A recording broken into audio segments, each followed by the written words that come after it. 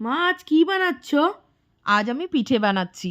জানিস, আমার ঠাকুমা এই পিঠে যেদিন বানাতো সেদিন আমরা ভাই বোনেরা পিঠে ঘিরে বসে যেতাম। আর ঠাকুমা কাটতো আর সবাইকে গরম দুধের সাথে পরিবেশন করতো। ও তাই তুমি কাল বাজার থেকে তাল এনেছিলে? হ্যাঁ। ও, তুই লক্ষ্য করেছিস? দেখ, প্রথমে তালগুলোকে ছাড়িয়ে নিয়েছি আর জলে চটকে চটকে রস বের করে ছাঁকনিতে ছেঁকে নিয়েছি। আর তারপর রসটাকে নুন চিনি দিয়ে ফুটিয়ে নিয়েছো, তাই তো? হ্যাঁ, তারপর ওই রসে 3 কাপ চালের গুঁড়ো নারকেল কুচি দিয়ে ভালো করে মিশিয়ে নরম একটা মণ্ড তৈরি করেছি।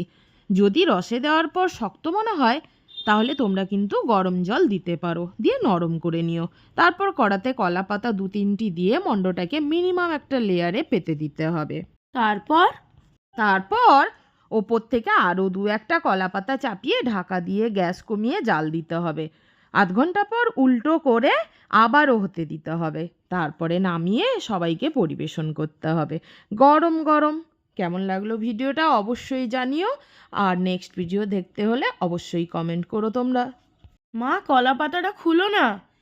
এই যে দেখ, ঢাকাটা খুলেইছি, তারপর একটা দারুণ সেন্ট বেরাচ্ছে। ও ওয়াও, টেস্ট।